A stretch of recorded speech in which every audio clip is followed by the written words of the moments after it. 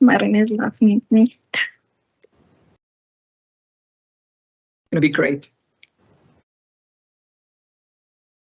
Hey. Yellow MTNers. Yellow. Good afternoon to all of you.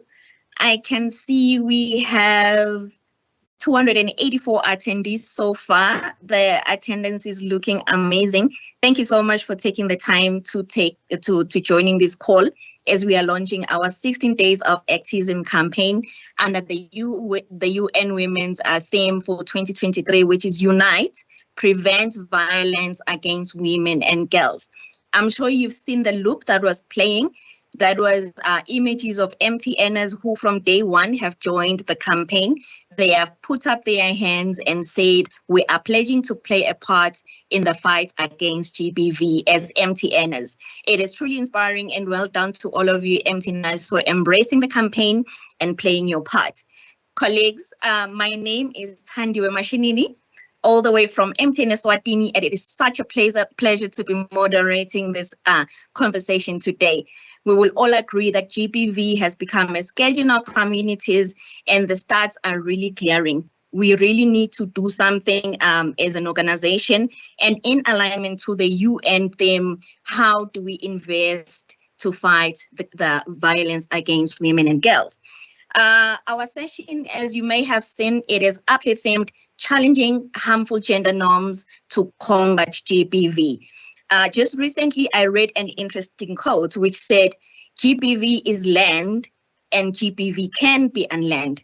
And this is the reality of GBV because it is learned at family level, at home, it is learned in our communities. And this resonated so much with me. It really hit hard to say, this is where it starts. It starts at home, it starts in our communities. But then again, on the flip side, the quote also brings in a bit of hope in terms of saying something can still be done in reversing GBV. And this is the reason why we are having this conversation. Well, to help us answer the question, we have an esteemed panel of experts who are going to help us explore how the private and public sectors can leverage partnerships and technology to provide the much needed assistance to amplify voices of the survivors, address the root causes of GBV for women and men to create a GBV-free world. So now, colleagues, like I said, I have my panel, and it is such a pleasure to welcome our esteemed panel that we have today. With me, we have Mrs. Nompilo Murafo, who is our very own Group Chief Sustainability and Corporate Affairs Officer, who is leading the shared value pillar in our Ambition 2025 strategy. We also, from a sector representation perspective, we are joined by Angela Wamola, who is GSMA's Head of Sub-Saharan Africa. Welcome, Angela, and thank you so much for joining the call. We will be joined by two more guests later in the call. We have Tolani Hlachago, who is a Regional Coordinator of 1 Billion Rising in 17 African countries, 8 of which are in the MTN footprint. Lastly, we will have Mr. Soni Dlamini, who is Executive Director of Gwaka Invoza. Gwaka Invoza is a Siswati phrase, which basically means building a man. And this organization focuses on working with men and the boy child in the fight against GBV. They will be joining us a little bit later. We will just give them more time to join. But before we take it any further and before our speakers start speaking, can I please introduce our very own Marina Madale again, who is the MTN Group Executive Sustainability and Shared Value. And Marina is sort of going to set the scene for us and explain why we are here, what this thing means for MTN, and then we'll move on to our panelists. Marina, over to you. Thank you very much, Thandiwe. A warm MTN yellow to everybody. I think when it comes to a topic of this nature, there's no doubt that we need it. So thank you so much, Thandiwe. I think I just want to touch on 3 key points. Firstly, I think we all know the reality. And most recently, we've seen a lot of, the statistics, the data coming out as we entered 16 days of activism. And we know that 1 in 3 women are subjected to abuse in one shape or form. We know that it's mainly intimate partners or someone that they know. A lot of it is not people that they don't know. We also know that 60% of people never receive help and proper help. And we also now, interesting enough, especially you'll see Angela talking a little bit about, digital and financial inclusion and the digital gender divide. You'll start to see that as people are getting online, we actually, in a recent study, actually saw that 10% of people are experiencing, especially women, are experiencing personal harm online. So your gender-based violence in all settings, whether in person or online. And I think when all of us personally think about it, it's either we know someone directly in our environment or someone, secondhand and so forth. But there's just in our bigger community, there's someone being, abused or in an unhealthy relationship at this very moment. And it's a reality that's happening, not just on the globe, but across this African continent that we love so much. When you start to look at gender-based violence, there are many organizations that are doing amazing work, and we see, especially as we approach these topics, it's really important for us to undertake partnerships. You're all aware that MTN entered into a partnership with UN Women to advance our gender equality agenda. And one of the key things has been, how do we partner on gender-based violence? How do we bring in the right technologies? And we continue to expand our partnership based with organizations like 1 Billion Rising that's on the call today, Warrior Project, and many others, because we really experts in this area that we can partner with, and that we have a role and a part to play. Above all, I to talk about, the role of technology in helping with the issue of gender-based violence. And you'll see that even in MTN's Unite program, which we've joined in the efforts, we've had a very deliberate focus around how do we use the power of technology to be able to provide vital information, vital support, and so forth. And so with that, we've undertaken various initiatives, one of which is we launched a GBV microsite that's available on our website.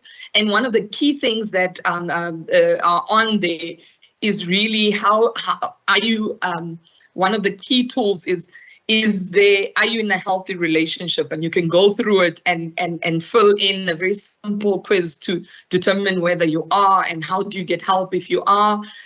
How do you ensure you maintain safety at all times? How do we use our USSD and our SMS systems to get the message out? How do we zero rate, websites and helplines? And MTN has done a lot of these things because we believe that the power of technology it is a key enabler to drive this growth, but also most importantly to drive support and the momentum towards gender-based violence. I think with that said, today is really about us having a conversation. And I think sometimes you think gender-based violence is happening in an urban context and not a rural context, and you hear Golani a little bit talking about the urban context, the voices that are being silenced, and the realities of what we're seeing. And I think we so often focus on women that we forget to have the conversation about men also. How does the behavior show up?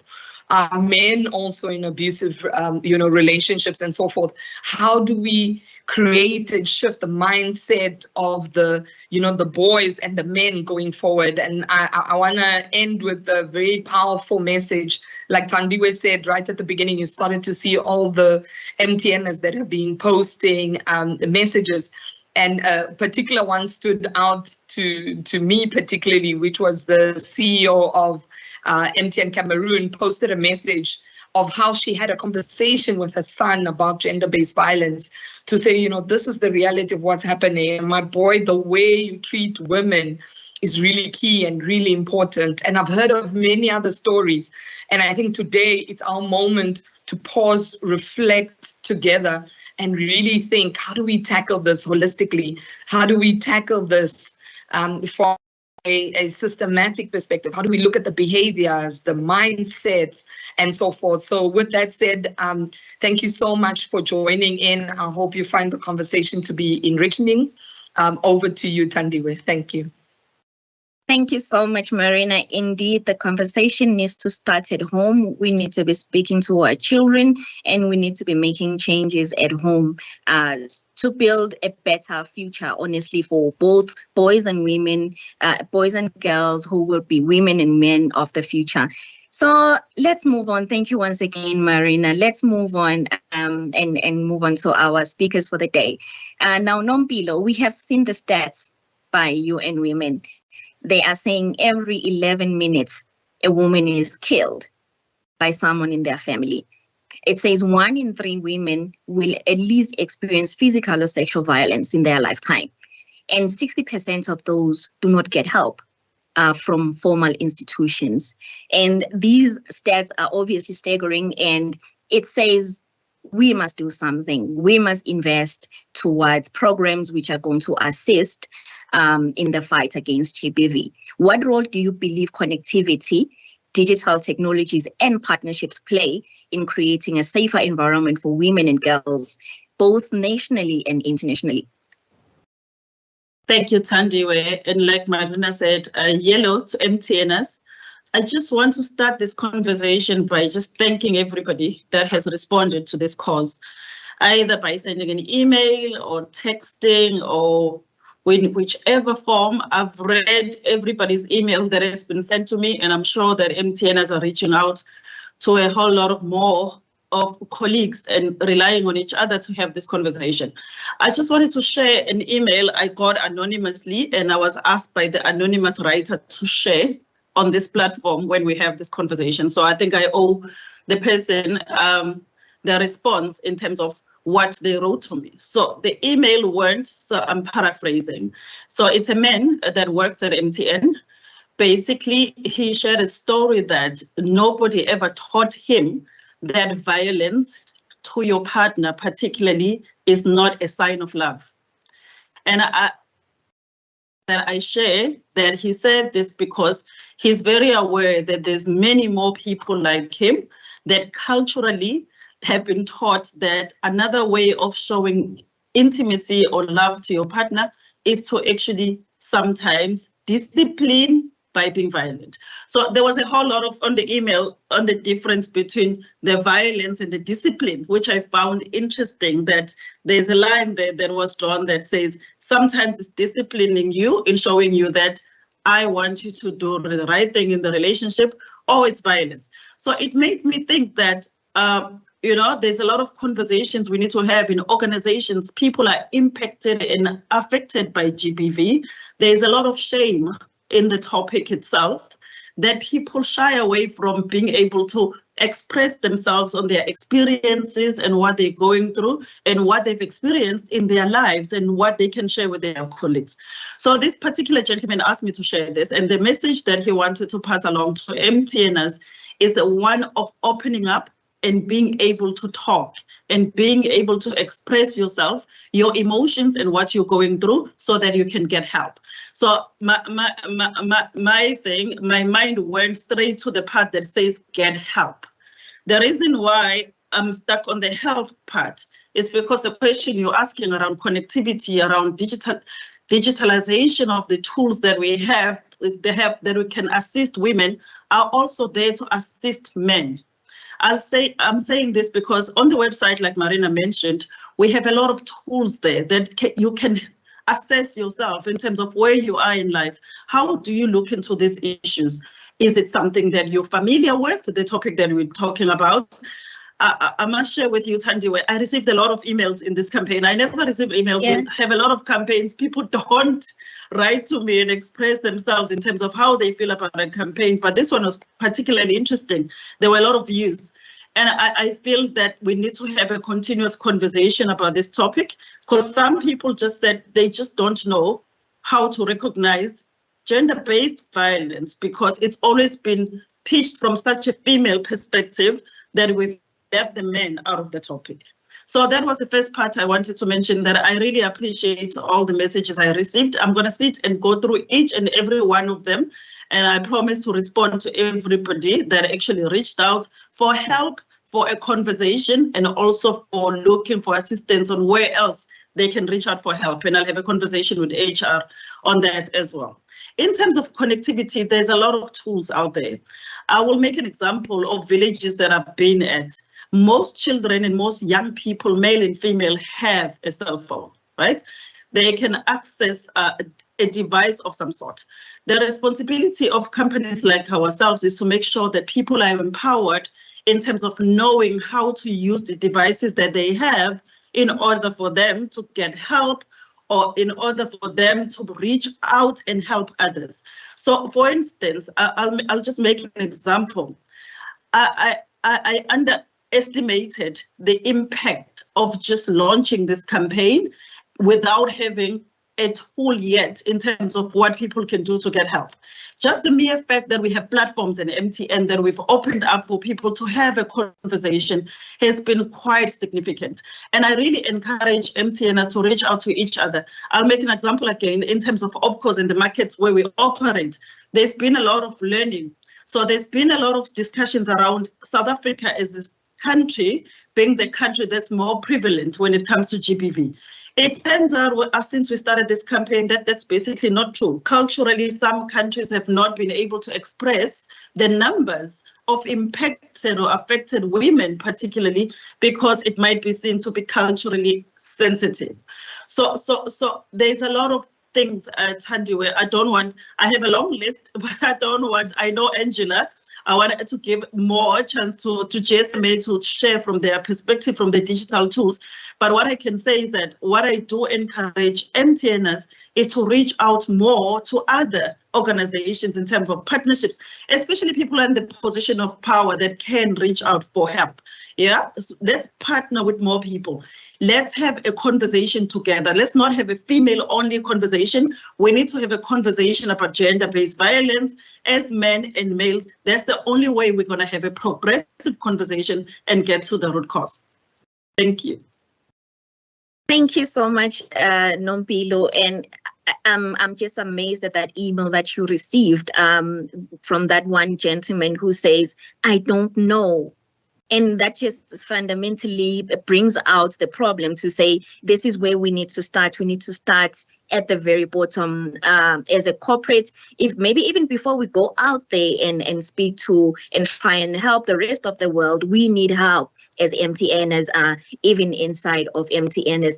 Thank you for sharing that story. And I do hope that maybe next year, when we are having the same conversations, we'll be receiving even more stories from other operations on what we are doing as an organization to fight GBV. Thank you so much, Nompilo. I did say, colleagues, that we also have in our midst Ms. Angela Wamola, who is the head of Sub-Saharan Africa GSMA.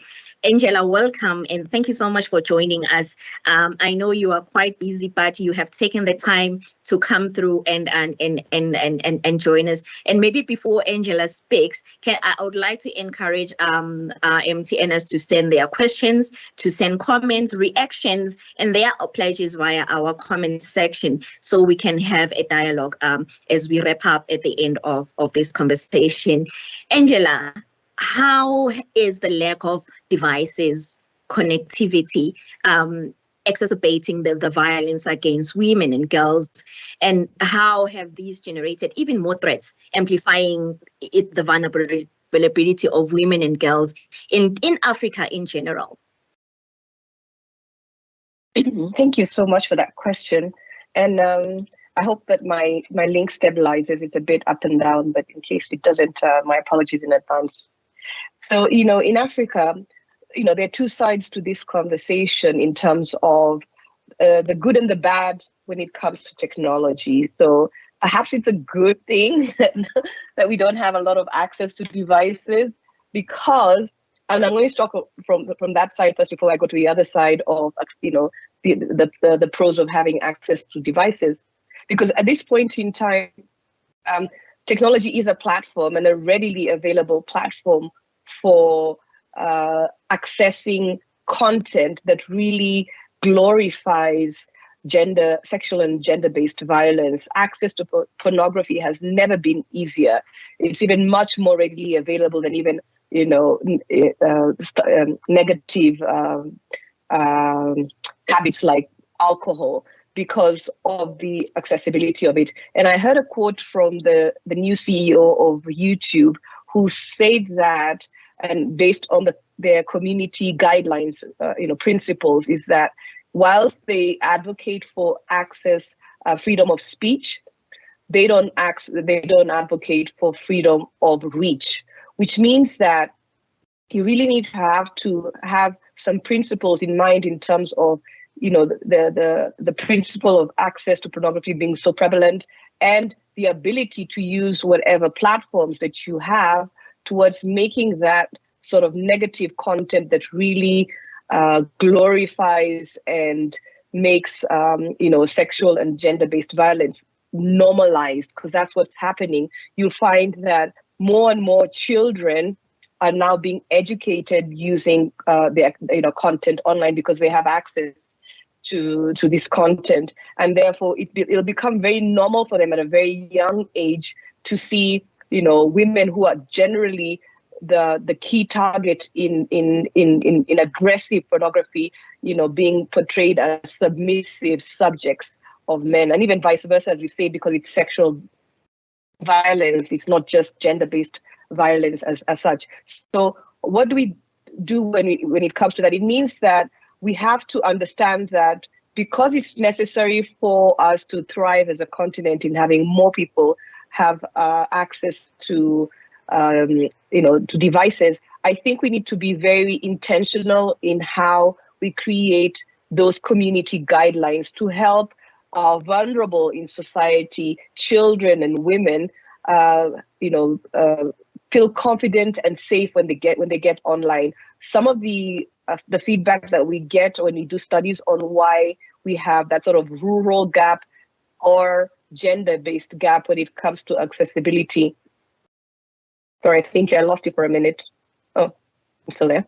Yeah, when it comes to why the vulnerable communities do not have access to devices, is because of those norms and cultural beliefs that that women are not allowed to go online, because when they go online then they become immoral, so to speak, or there's so many biases and issues around certain segments of our population as to why they shouldn't go online. And so we need to be very intentional about the guidelines and the community filters that we bring in order to make technology a safe space for these vulnerable communities. So I think it's a good thing to have, as we've said. We need to make devices accessible, but I believe it's very important for us to create that protection and those filters so that when these people come online, they don't find they're exposed to a lot of bullying and a lot of violence that starts normalizing this sort of behavior. Thank you so much, Angela. And it's so interesting that you're saying that, because Marina was just sharing stats this afternoon to say 43%, there was a study that was done, and out of that study, 43% of women are saying they do not feel safe online. And this speaks exactly to what you are saying. And GBV having normalized, we were reflecting on a video that was circulating where a young man a video was taken where he was actually stabbing his girlfriend. And this video was just circulating. It's normal. And I think that's the scariest bit about GBV, that it has become so normal. It doesn't scare us anymore. It's just normal. And again, that is the power of technology and what it has done in our societies. Maybe let's move on then, Angela. What opportunities in terms of technology do you believe can be explored for us to ensure that there is a commitment in supporting the investment in women's rights organizations by both private sector and the public sector? So I think something that stood out for me in particularly now when you're looking at COP28. So, and I want to use this analogy of climate action towards gender-based violence, because I think because of the normalization, as we've talked about, and just making sexual and gender-based violence so prevalent in our society that we're becoming sort of immune to its effects. I think that's the same analogy that we can use when it comes to climate. People have discussed it for so long with so much inaction that people are worried that nothing is moving. And so what caught my eye this week, as the world's eyes are on the stage of COP28, was a very good advert that was done using technology, and it's just basically circulating on technology on Olivia Colman. She's an actress who was in The Crown. She is Olivia, and she acts as a CEO executive in a fossil fuel. And she's just basically talking about how they're using people's pension schemes towards improving investments of fossil fuels. So on the one hand, we're here talking about, no, we need to, stop using fossil fuels and think about the future, but we're not intentionally thinking about where our money goes. So you're putting your money in pension. You don't even hold your pension partner or any other investment partner into accountability on what they're using. And so that's why that sort of vicious cycle continues, because we should be intentional about what we're doing.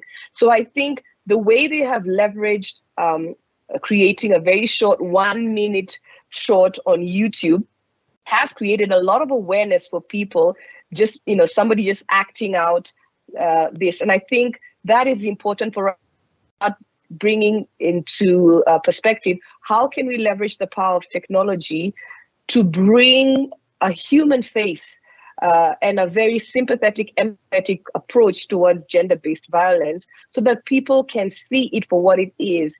As Marina had pointed out earlier, somebody talking to their son about gender-based violence and making it normal for them, and understanding that it's not a normal thing to do.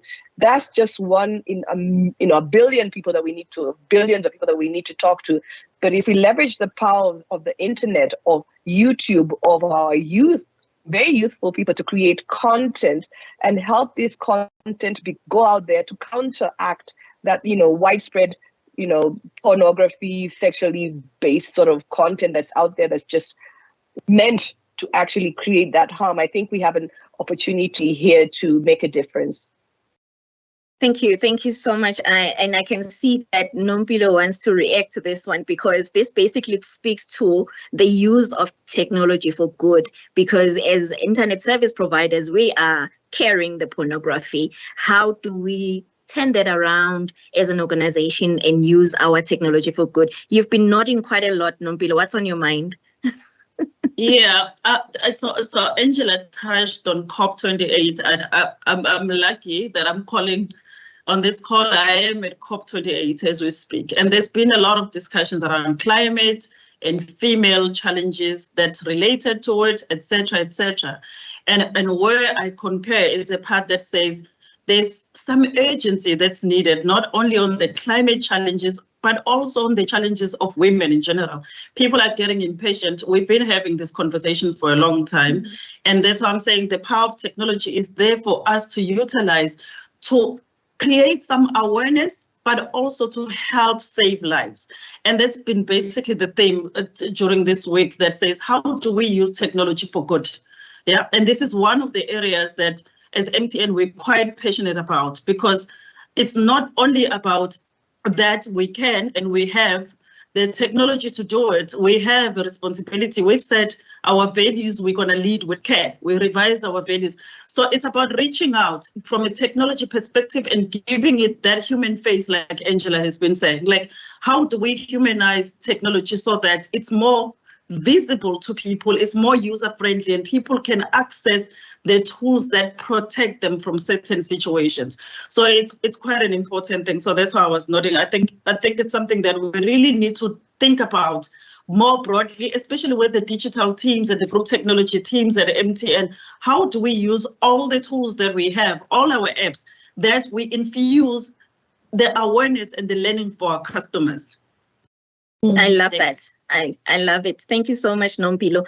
I think we do have, it just says we do have a lot of work to do, and we have the tools, to your point, and we need to use our technology, which we have at our disposal, definitely for good. Maybe before I let you go, Angela, I would say GSMA. spoke to gaming, mobile-enabled gaming in fighting GBV. You were exploring that, you were speaking about that to say this is a possibility. This is how we can also play a part towards combating GBV in our societies. Please just share the concept. How can we do this? As MTN, this is basically something else that we can do. What is the whole concept of mobile-enabled gamification towards fighting GBV in our societies? So I think the whole point around the approach towards leveraging technology, and particularly in this aspect of gaming, was to sort of bring to the surface the shrouding of this issue because of our culture of silence. Okay, we need to bring it to the forefront. So what the GSMA had done in terms of our Mobile for Humanitarian program was we did a project with, and in this particular project, it was a sexual gender-based violence related to refugee camps in Rwanda, partnering with Alight, Viamo, and Peripheral Vision International, came up with an interactive IVR response game called 1G Games. And it was based on very just audio voice using an IVR. And it was very intentional around using an IVR based audio game because of the reach of phones in Africa. We can't expect that the majority of people do not have access to smartphones where you're able to, use up your smartphone to do, video games. And so if you want to reach very many people, which is the whole objective, you need to make sure that you use technology that's readily accessible and reachable, so that inclusivity. What they took was they made the content accessible to end users who don't have access to smartphone or stable electricity or internet connectivity. And the audio-based game allowed communities with very, very low literacy levels to access the content in that format. The strategy was, while it should be educational, it's also entertaining, but relatable in terms of somebody must have seen this, heard this, experienced it. And so how can they interact for IVR responses to come out with specific or different outcomes, choose those outcomes, and thereafter learn what does it mean. So each time the caller played a game, they were exposed to up to 10 sort of key messages, and these were aimed at enhancing their learning and their understanding of how to see, how to notice that this is sexual or this is gender-based violence. And so at the end of the day, there was increased reporting of abuse to their hotline, the Alight hotline, to help women and girls feel safer, to make them come out and express if they've been a victim, or if they can see it happening in their communities, and also address physical and mental health impact for those who have experienced this sexual and gender-based violence, for the survivors, as well as for encouraging also male survivors who are normally marginalized to report the abuse.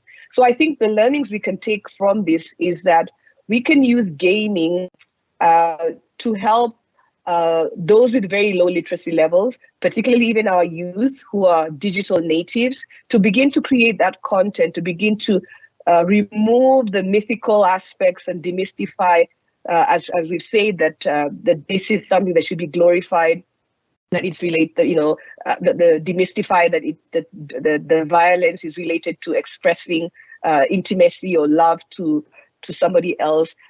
Understanding the different outcomes and how these impact people is necessary for us to be able to facilitate that behavior change and also transfer knowledge.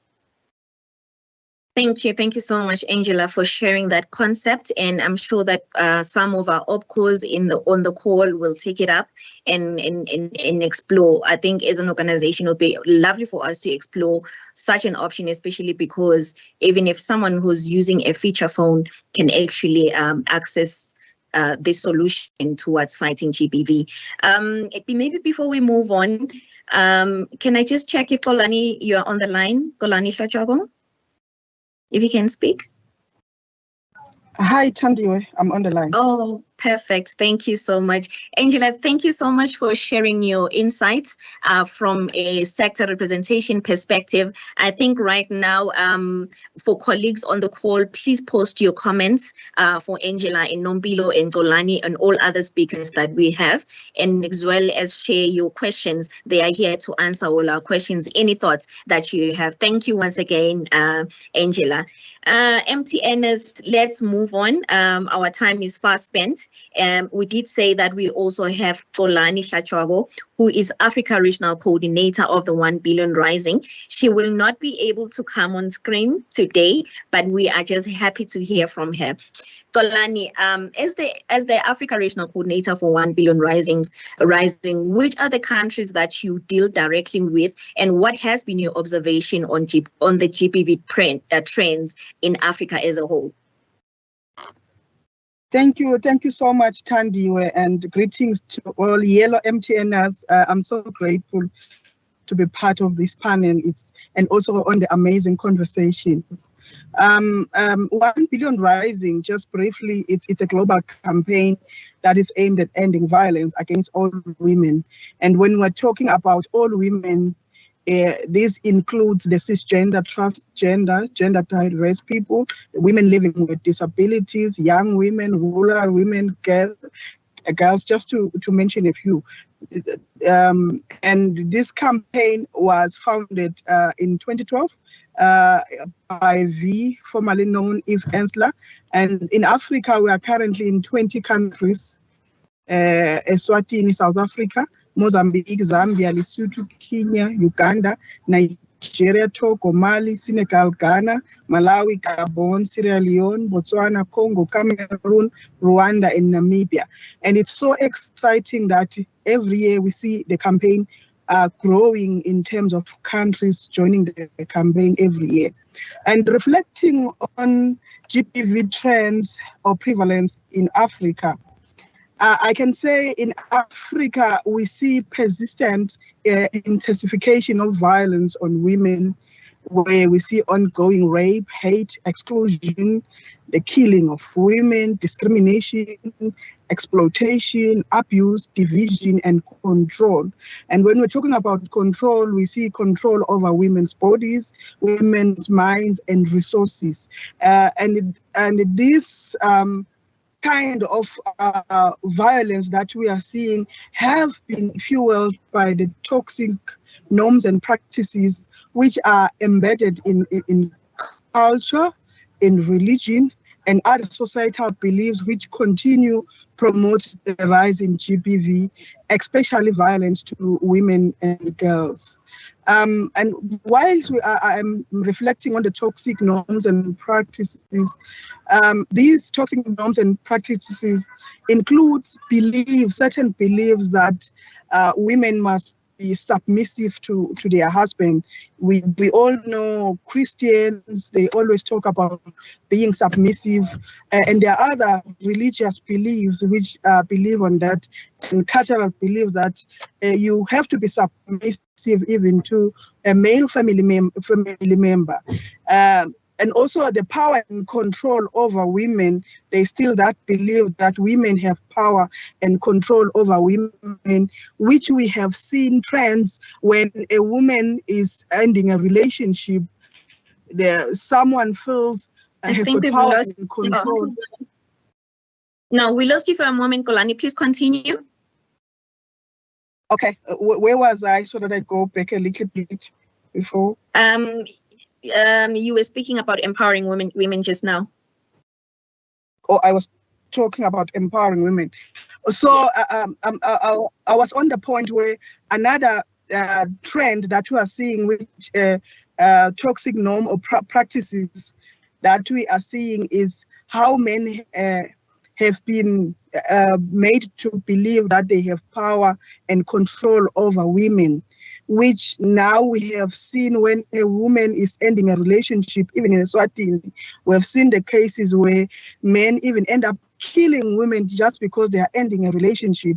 The reason is because they've been socialized, or there's this normal practice that you have power and control over a woman, and women not even allowed to make decisions on their own. We have seen cases when a woman wants to take up, maybe wants to go and look for a job. She has to seek permission from a boyfriend, from a husband, from the in-laws. So that control that men have over women.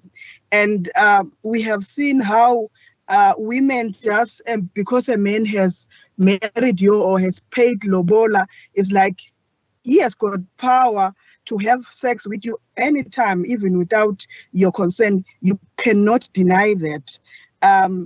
Even though you feel like you are not ready to do this. I can mention quite a lot where we have seen a trend in female genital mutilation in other countries. We have seen the belief that a woman must belong to a man, where some young women are married off to older men. So these cultural norms and practices that we see in Africa that allows discrimination against women has resulted in women being treated as lesser citizens and having unequal access to resources and exercise of their rights in comparison to men. Thank you so much. It is really worrying, I might say, Tolani, to think of the still existing harmful cultural norms like the mutilation of women's genitals, and the belief that because I paid lobola, I own you type of belief. We still have a long way to go as Africa, or maybe even as a world, really, to try and fight. Yeah, I think this one really hit me hard to say. We are still there, and if you are living in the urban areas, you tend to believe that the world is equal. The world is so unequal. Young girls are still being married off to older men here in our very continent. Thank you for sharing those insights, Xolani. Maybe let's move on. There's the existing partnership that you have with MTN Eswatini and other African countries, where you have come up with community circles program, where you are focusing mainly in the rural areas. Maybe just share the impact, as well as share the impact of us as MTN investing towards organizations that are fighting GBV out there, and how replicating and scaling that up can make a huge difference, I assume. Just please briefly share on that one, Xolani. Thank you so much. Tandiwe. As 1 Billion Rising, we introduced the Community Circles initiative on ending GBV, where we're looking at creating platforms where communities can come up with community-driven strategies on ending GBV.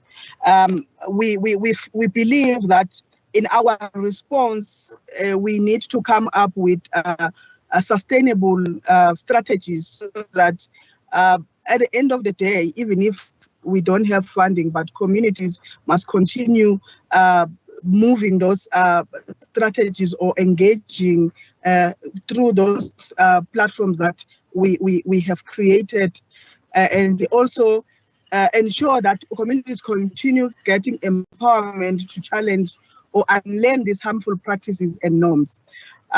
This initiative, I'd say, has been replicated in other African countries, and there are quite a lot of successes that we have seen. As 1 Billion Rising, one of our principles of rising is ensuring that no one is left behind. So the impact of the community circles is ensuring that we engage with everyone. I heard the first speaker was highlighting on how we tend to only engage with women, whereas gender-based violence affects everyone, and there are a lot of players in this in this issue of GBV. So the community circles engage with everyone, and they provide space for men for women and the youth to engage freely and come up with community-driven strategies.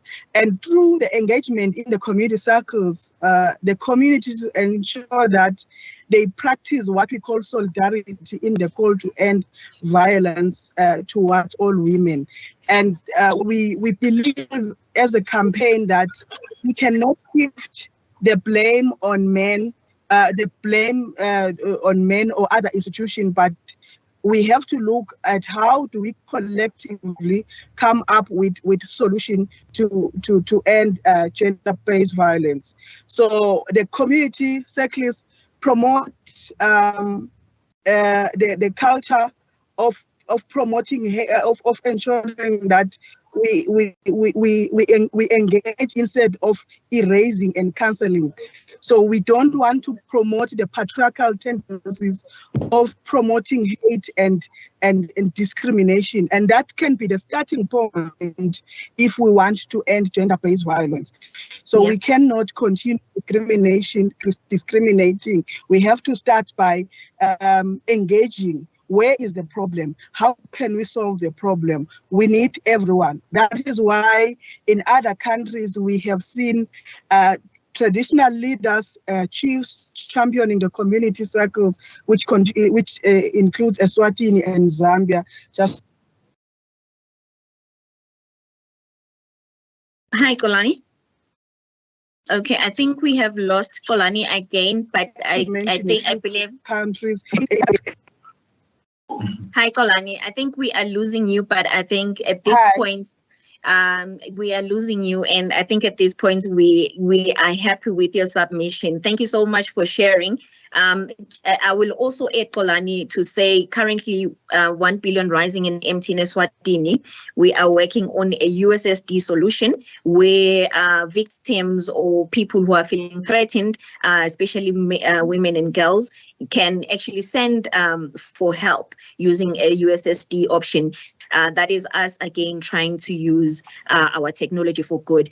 Our time is fast spent, and I'm so happy to have you, Sonic, join us. I know you were held up somewhere, but maybe let's just summarize a bit in terms of just why are you taking this approach? It's a different approach in the fight against GBV, where your focus is on the men. And actually, the quote that I took it from your organization, where you are saying GBV is land, and it can be unlearned. What have you found to be the fundamental issues impacting men and the boy child, leading to violent situations, as well as how do you believe or rather, what are you doing as an organization to try and counter that? Thank you so much, Tandiwe. I'm very much sorry for the delay. I think I'll just move into the question. So what we do as Waka Advisor is to ensure that we involve men and boys and young people, adolescent men and boys, in dealing with issues of GBV and all forms of violence. One of the challenges that we have noted and that we have heard from our community dialogue is, one, they may have grown without a role model, a male role model, and therefore they don't have positive influences. And they have been raised in situations where they find themselves being abused, and therefore they grow knowing that abuse is a norm for them. So we're trying to make them unlearn that type of what I would say is toxic behavior and toxic masculinity. So as Waka Advisor, we have the understanding that while all men as a group do exercise power over women and other men, at the individual level, men themselves feel powerless, especially those that grew up without proper families, and those that grew up either in single family setups or where they were raised by their grandmothers or other extended family members. So they are put in ways for them in which they can experience what I would call coercion in their sexual.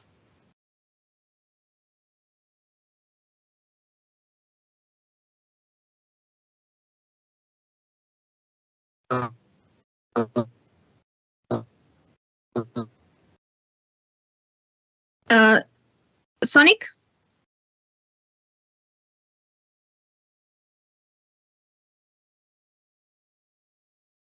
I think we have lost Sonic, but maybe whilst he tries to come back online, I think we have, I'm just going to... Identity.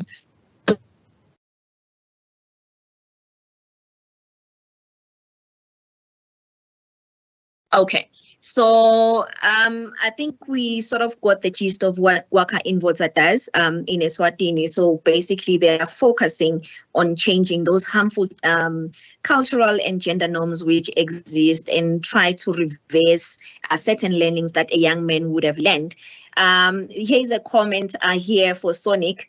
Sorry, Sonic. I think we lost you for a bit, and I was just about to read a comment from one MTNer, and what they are saying: may some of us women be allowed to join some of the men's organization like Waka Invoza to contribute and speak as the voice of women in these forums. I believe our men need females to have an impact in society affecting women and girls. What would be your reaction to that? Because I think I do concur with what what Tina is saying, to say, you know, sometimes hearing it from the victim, it would help some of that men to understand the impact of what GBV has on women and girls.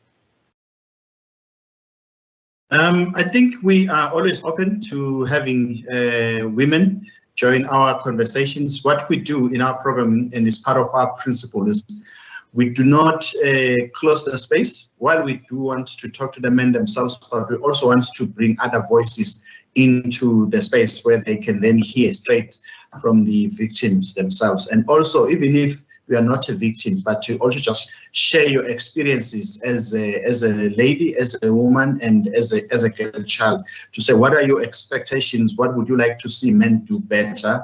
And how would you like to see men change their behavior? And also the whole notion and idea of what it means to be a man, you know. So we are always open to such. Hence, we partner with other like-minded organizations like Swagger and many others to talk and try and dismantle what we call patriarchy and toxic and harmful masculinity. Thank you so much, Sonic, for sharing what Waka Invoza is doing. And I think we do need to work with such organizations, colleagues, because it addresses the problem at the very core of it. And we are looking forward to young men being built to be better men in the future. Thank you, Dlamini, for the wonderful work that you are doing. Maybe before we wrap up, colleagues, let me just take more comments from the floor.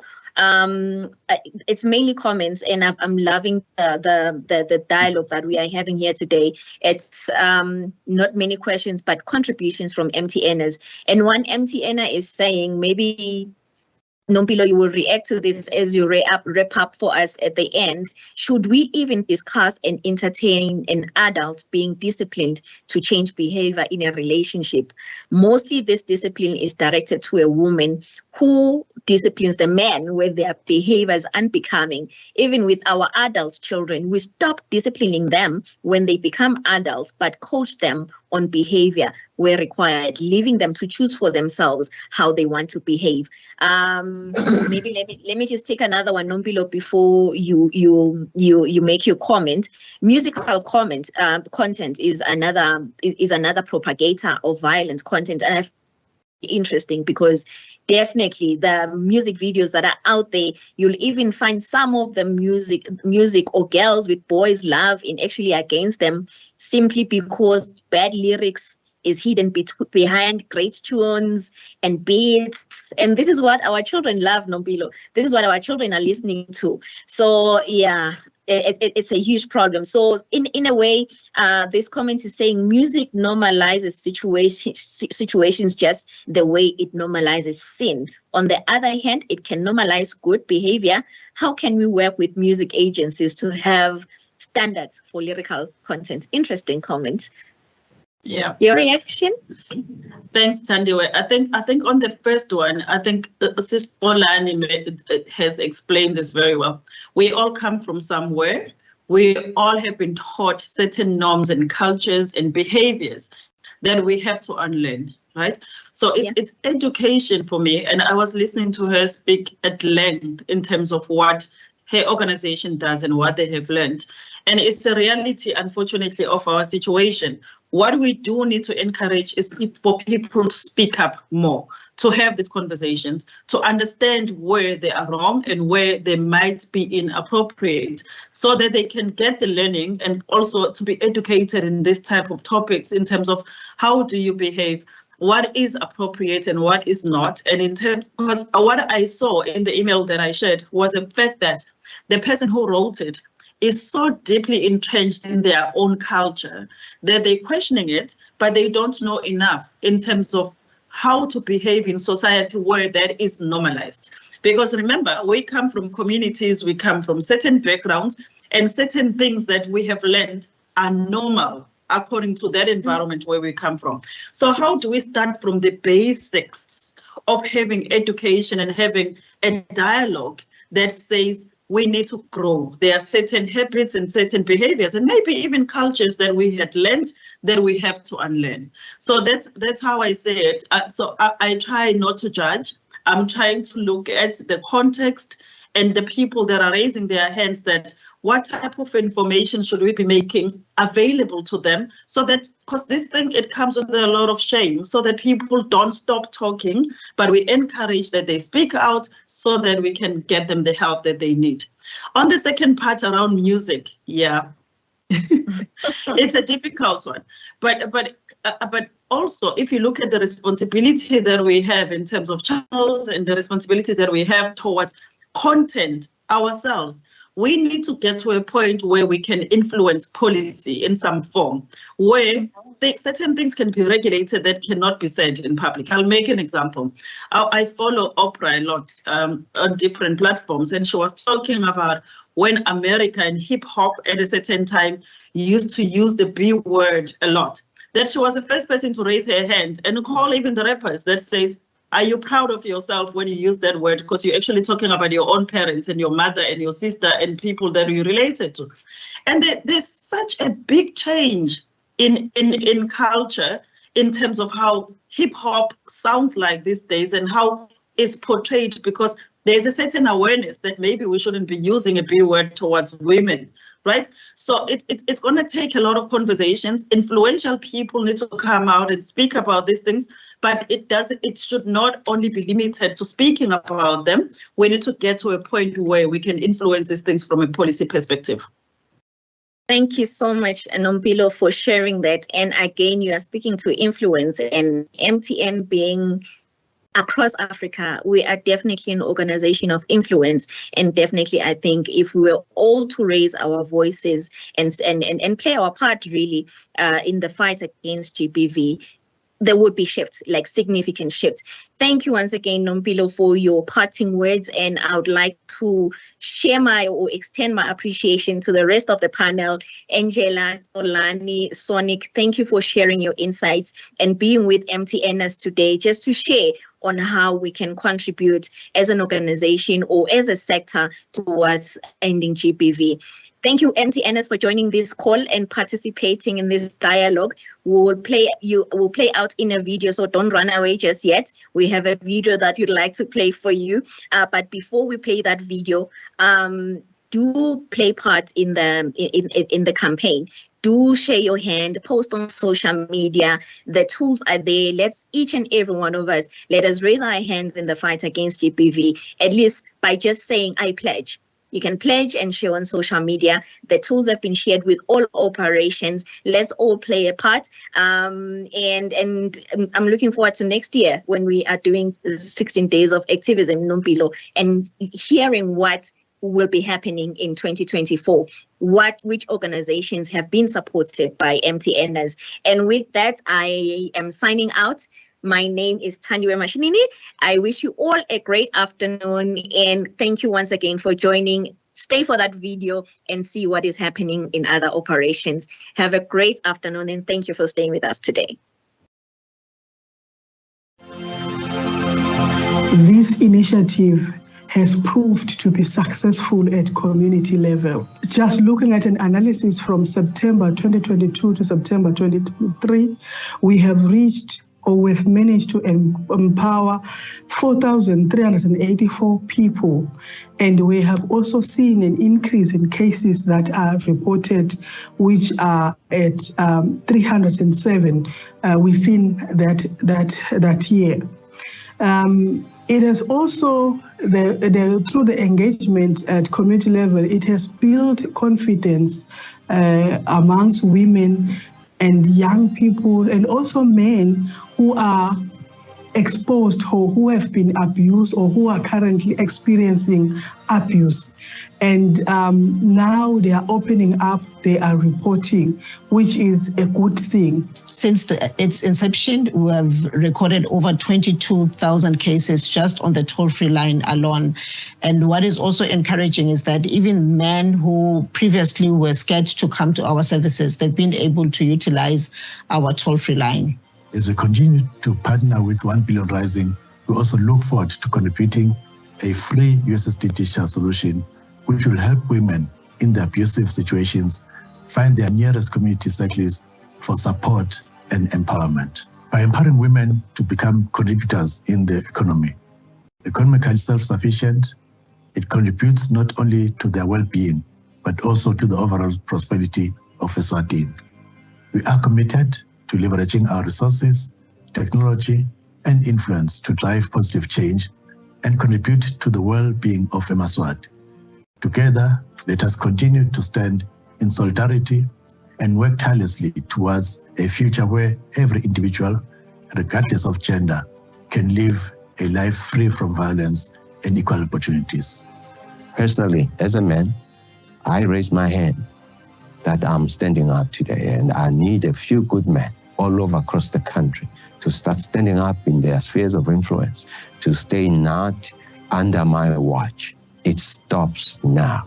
And on behalf of Business Eswatini in the whole private sector, I'm asking them now to also stand up against what is really a brutal carnage in this country. We rebuke that and we condemn it with the contempt that it duly deserves. It must stop now.